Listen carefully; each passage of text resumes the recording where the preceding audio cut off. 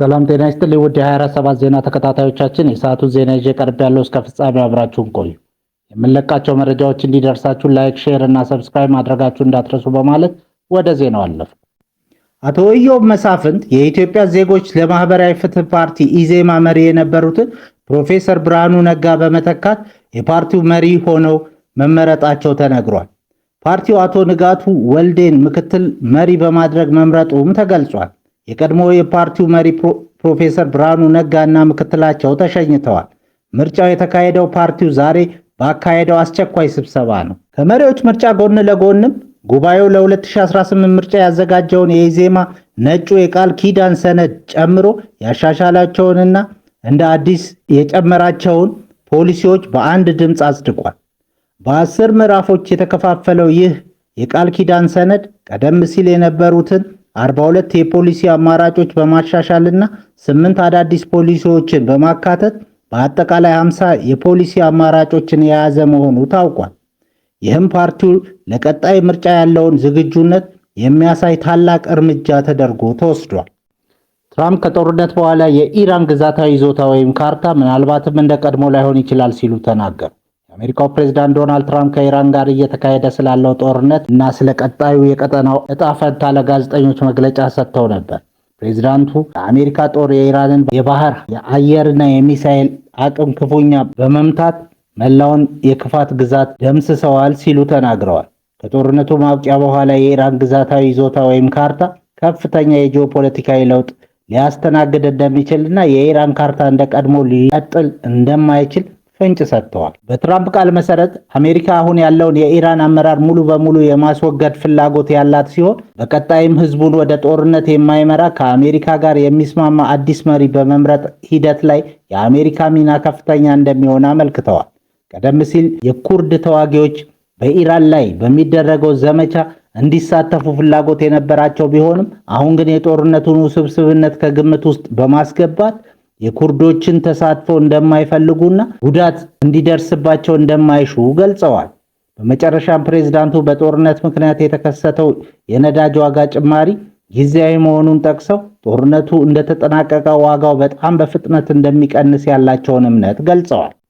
ታከር ካርልሰን ትራምፕን ኢራን ላይ ጥቃት እንዳይፈጽሙ ለማስቆም ያደረገው ጥረት አልተሳካም አለ።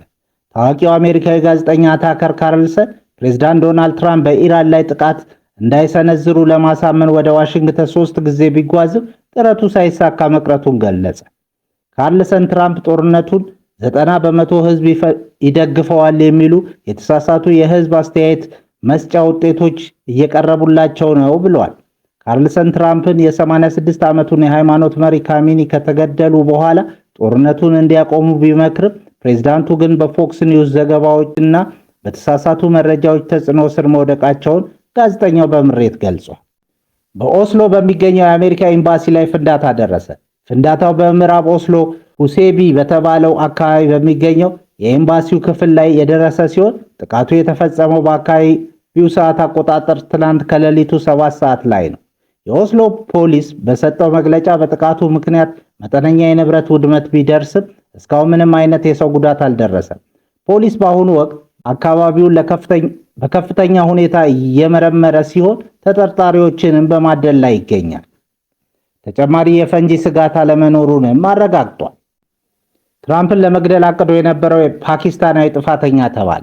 የአሜሪካ ፍርድ ቤት አሲፍ ሜርቻንት የተባለው ፓኪስታናዊ ፕሬዝዳንት ዶናልድ ትራምፕን ለመግደል በማሴር ጥፋተኛ መሆኑን ወሰኑ። ግለሰቡ ይህንን ጥቃት ለማቀድ የሞከረው እንደ አውሮፓ አቆጣጠር በ2020 በአሜሪካ ድብደባ የተገደሉትን የኢራን ወታደራዊ አዛዥ ቃሲም ሱሌይማኒን ለመበቀል እንደሆነ ተገልጿል።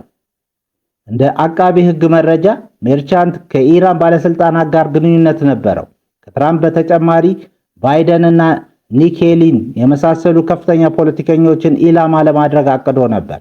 ተከሳሹ በድርጊቱ መሳተፉን ቢያምንም ድርጊቱን የፈጸመው በቴህራን የሚገኘውን ቤተሰቡን ደህንነት ለመጠበቅ ተገዶ እንደሆነ ተከላክሏል።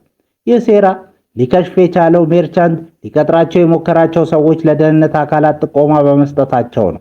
የኢራን መንግስት በበኩሉ በጉዳዩ ላይ እጅ የለበትም በማለት ክሱን አስተባብሏል። የተገደሉት የኢራን የበላይ መሪ አያቶላ አሊ ካሚኒ ልጅ የሆኑት ሙጅታባ ካሚኒ በቅርብ ቀናት ውስጥ በተሰነዘሩ ጥቃቶች መቁሰላቸውን አልሃዳዝ እና ታይምስ ኦፍ እስራኤል ዘግበዋል። የ56 ዓመቱ ሞጅታባ የአባታቸው ተተኪ ለመሆን ዋነኛ እጩ እንደሆኑ ይታመናል። በተለይም የኢራን አብዮታዊ ዘብ ለዚህ ስልጣን በከፍተኛ ሁኔታ እንደሚደግፏቸው ይነገራል። በባህሬን የውሃ ማጣሪያ ጣቢያ ላይ በሰው አልባ አውሮፕላን ጥቃት ተሰነዘረ። በባህሬን የሚገኝና ለሀገሪቱ የመጠጥ ውሃ አቅርቦት ወሳኝ የሆነ የውሃ ማጣሪያ ጣቢያ በካሚካዜ ድሮን ጥቃት እንደደረሰበት የሀገሪቱ የውጭ ጉዳይ ሚኒስትር አስታወቀ። በጥቃቱ ውሃ ማቅረቢያው ላይ ቁሳዊ ጉዳት የደረሰ ሲሆን እስካሁን በይፋ ኃላፊነት የወሰደ አካል ባይኖርም የመጀመሪያ ደረጃ መረጃዎች ግን የኢራንን እጅ ይጠቁማሉ።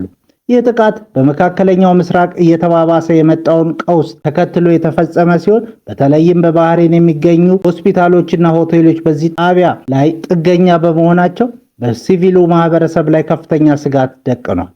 ባለሙያዎች እንደሚሉት የባህር ዳርቻ ላይ የሚገኙ መሰል መሰረተ ልማቶች ከድሮን ጥቃት መከላከል አስቸጋሪ መሆኑ ስልታዊ ተጋላጭነት ፈጥሯል። ባህሬን በአሁኑ ወቅት ጥቃቱን እያጣራች ሲሆን መሰል አደጋዎችን ለመከላከል የደህንነት ጥበቃዎችን ማጠናከሯን ገልጻለች።